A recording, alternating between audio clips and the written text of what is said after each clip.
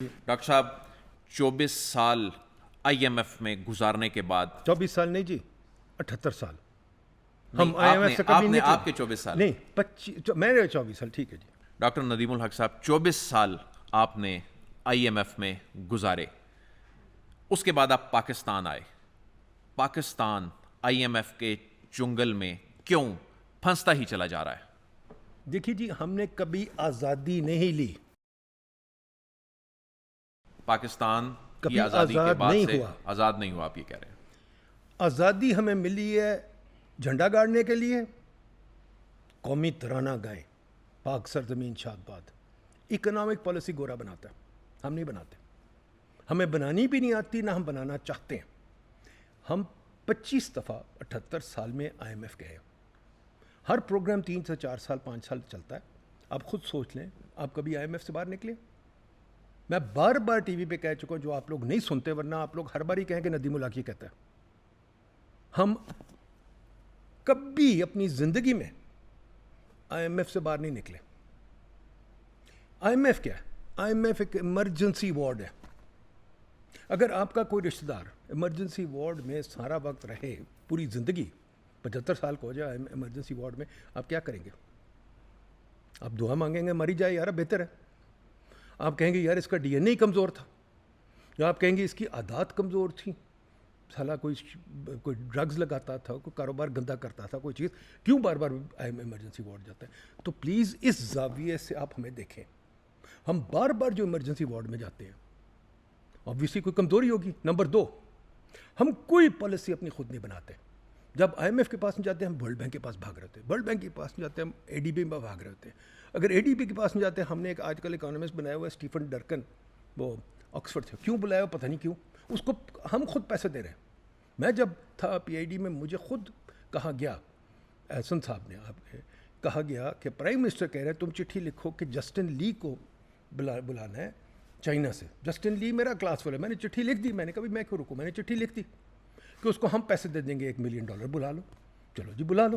ایک بندہ Jacob Scott, میں گن سکتا ہوں ہزاروں بندے آپ نے بلا کے ان سے پالیسی بنواتے ہیں. اپنی پالیسی تو ہم نے بنائی کبھی نہیں. پاکستان کی پالیسی آپ یہ کہہ رہے ہیں آج تک گورے نے بنائی ہے اکنامک پالیسی؟ ہمیشہ شروع دن میں نے ایک انٹرویو لگایا ہوا ہے، یوٹیوب پہ جا کے دیکھ لیں. ایک بندہ تھا اسٹیون گائسنگر جو یہاں آتا تھا 60s میں، جس نے کتاب بھی لکھی social incentives and private goals یا کیا، وہ کتاب بھی اس بندے نے لکھی تھی. اس نے پلاننگ کمیشن اور سب کچھ بنایا تھا، یو ایس ایڈ سے آیا تھا. ٹھیک ہے، ہم تو گورے کے غلام ہیں پورے. پرائم منسٹر صاحب سے پوچھ لیں، پرائم منسٹر صاحب مکنزی جب چیف منسٹر پنجاب تھے تو مکنزی سے ایک بندہ آتا تھا جو ان کو ساتھ بٹھا کے پروگرام بناتا ہوتا تھا. کیا اس کا نام تھا؟ مجھے ابھی یاد آ جائے گا. تو سر جی پہلی بات قبول کر لیں، آپ نے اپنی پالیسی کبھی بنائی نہیں. آپ کا پی ایف ایم ایکٹ ایک گورے نے لکھا، میں اس کو ملوا دیتا ہوں، ابھی بلوا دیتا ہوں. ٹھیک ہے جی. آپ کے نیپرا ایکٹ ایک گورے نے لکھا. آپ کے جتنے ایکٹس ہیں سارے گورے لکھتے ہیں. آپ کا ایف آر ڈی ایل گورے نے لکھا. آپ اپنے آپ کرتے کیا مجھے بھی بتا دیں. یعنی ہماری جتنی توانائی کی پالیسی ہے، ہماری جتنی معاشی پالیسی ہے، یہ گورے کے ڈرافٹ کیے ہوئی چیزیں ہیں جس کو ہم لے کے چل رہے ہیں. 100% کریکٹ. مجھے کوئی پروف کر دے رانگ، میرے ساتھ بیٹھ جائے. یہ بتائیے کہ اب تو پرائم منسٹر یہ دعویٰ کر رہے ہیں کہ یہ ہمارا آخری آئی ایم ایف پروگرام ہوگا. اس سے پہلے حکومتیں بھی یہ دعویٰ کرتی تھیں. شوکت عزیز نے بھی کیا تھا. تو ہم آخر اس چنگل سے کب نکلیں گے؟ آپ کو میں ابھی بتا دیتا ہوں، خدا کے واسطے ابھی ڈاؤن لوڈ کر لیں اور اس میں بیچ میں چلا دیں. کین روگوف ایک بندہ ہے، کینتھ روگوف، نام سن لیں. کین روگوف ہارورڈ میں ہے، آئی ایم ایف کا ریسرچ ڈائریکٹر ہوتا تھا، which is the senior most position I M F, وہ ہوتا تھا. کین روگوف نے ابھی 2 ہفتے پہلے ایک انٹرویو دیا ہے ٹائلر کوون کو، یوٹیوب پہ پڑھا ہے، پلیز چیک کر لیں. اس میں ٹائلر کوون نے اسے، وہ بھی پروفیسر ہے جارج میسن میں، سوری، ٹائلر کوون نے اس سے پوچھا بھائی بتاؤ پاکستان کا کیا کریں گے؟ کین روگوف نے ہنس کے کہا وہ ملک تو بالکل کچھ نہیں کر سکتا. اس نے کہا یار وہ تو پیسے مانگ رہا دوبارہ، تم آئی ایم ایف ہو تو کیا کرو گے؟ اس نے کہا پیسے ان کو دینے پڑیں گے، یہ تو کبھی آئی ایم ایف سے باہر نہیں نکلیں گے، یہ اپنا کام ہی نہیں کر سکتے. ان کو ہمیں تاحیات پیسے دینے ہیں. اس پیسے کو سمجھو چھوٹا اماؤنٹ ہے، $5-7 بلین ہے، وہ بھی سال کا تو $1 بلین ہی ہے. ان کو دیتے رہیں گے ہم ہمیشہ، ان کو نہیں ہم روکیں گے، بیکاز یہ کچھ اپنا کر ہی نہیں سکتے. تو اس کے بعد میں کیا کہوں؟ سامنے آپ کے موجود ایویڈنس، ایک سب سے اچھے اکانومسٹ دنیا کا. مسئلہ یہ آپ میڈیا والے سننا ہی نہیں چاہتے، ورنہ آپ لوگ اگر سنیں نا تو ہر اینکر اس وقت ہر منسٹر کو پوچھا بھائی کین روگوف یہ کہہ رہے ہیں، آپ بتائیے. میرا نام چلے چھوڑ دے, میں تو ایک پاکستانی ہوں نا, ہم تو ہیں گندے. وہ یار گورے کی تو بات سن لو, گورا بھی یہی کہہ رہا ہے. مسئلہ کہاں پہ ہے؟ مسئلہ آپ لوگوں میں ہے, مسئلہ کہیں پہ نہیں ہے, مسئلہ آپ لوگوں میں ہے, ہم لوگوں میں ہے. مسئلہ یہ ہے کہ جب اکنامکس کی بات, میں کل رات کو اکنامکس کی اسپیس کی میں نے, ٹویٹر اسپیس, کتنے لوگ آتے ہیں؟ 5 لوگ. اگر میں وہی کر دوں, ہائے عمران اور شہباز یہ کرپشن لڑائی ہے, وہ ہزاروں لوگ آ جائیں گے. آپ کے ٹی وی پروگرام میں کیا ہوتا ہے, روز 3 پولیٹیشین بٹھاتے, وہی وابڈا تو پتہ نہیں کون, وہ جو ایک ہے ان کا پی ایم ایل این کا, ایک اس کا, ایک اس کا, اور آپ وہ لوگ وہی باتیں کر دیتے ہیں دوبارہ. ساتھ بیٹھ کے بات کریں, ساتھ بیٹھ کے کیا بات کریں, ساتھ بیٹھ کے کوئی آئیڈیاز ہے؟ آپ یہ کہہ رہے ہیں کہ چاہے شہباز حکومت ہے, چاہے عمران خان کی حکومت تھی, ان کی معاشی ٹیم کے اندر بیٹھے ہوئے لوگوں کو کیا معیشت کی سمجھ ہی نہیں ہے, یا وہ کسی اور کے ایجنڈے پہ کام کر رہے ہوتے ہیں؟ دیکھیے جی, آپ ہمیشہ معیشت میں ایک ہی چیز کرتے ہیں, بینکر بار بار آ جاتے ہیں, یا حفیظ شیخ آ جاتا ہے.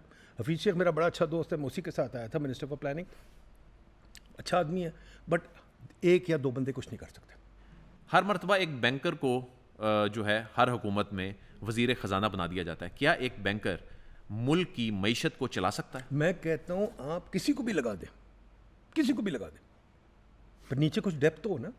نیچے وہی سیکرٹری اور 10 بندے بیٹھے ہوئے ہیں. منموہن نے اپنے ساتھ لے کے آیا اس کو, مونٹیک آلووالیہ کو. مونٹیک آلووالیہ بڑے پائے کا اکانومسٹ ہے, ایسا نہیں بیوقوف.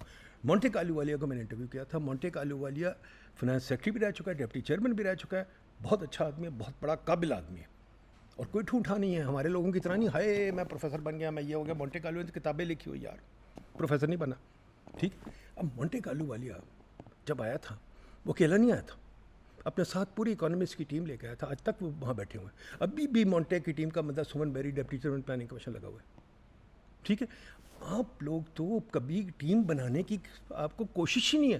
اوپر ایک بندہ رکھتے ہیں, نیچے فنانس سیکرٹری وغیرہ سارے بندے وہی ہوتے ہیں. ابھی مجھے بتا دیں منسٹری آف فنانس یا منسٹری آف پلاننگ میں کوئی اکانومسٹ ہے مجھے کو دکھا دیں, اور کوئی ان کی رپورٹ ہے جو پتے کی ہے.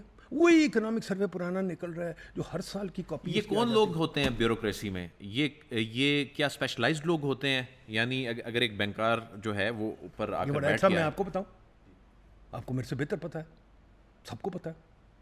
300 بندے, میرا باپ بھی ان میں سے ایک تھا, بہت پرانی بات ہے, وہ ICS میں تھا, پر نظام وہی چلا رہا ہے جو میرے باپ کے زمانے کا تھا. میرے باپ نے 1930 میں امتحان دیا تھا. اس سے پہلے گورے نے ایک نظام بنایا تھا, ایک امتحان تو جس میں انگریزی پڑھو, لارڈ مکالے کا منٹ, سب کو پتہ ہے کہ ہم نے بابو بنانا ہے. وہ انگریزی پڑھے, انگریزی کتاب بولے, کچھ کرے, یہ وہ ختم کرو, اس کو لگاؤ تاکہ وہ ان پہ رول کرے. وہی امتحان چل رہا ہے. امریکن ہسٹری رٹو, یہ کرو, وہ کرو, پھر آپ نے اس کو سولیڈیفائی کر دیا. آپ یہ کہہ رہے ہیں کہ پاکستان کا نظام چلانے میں اس کو لا کے بٹھایا جاتا ہے جو انگریزی صرف اچھی بولتا ہے. میں اس سے بڑی بات کر رہا ہوں. آزادی ملتی ہے تو پھر کوئی چینج بھی لے کے آتے ہیں.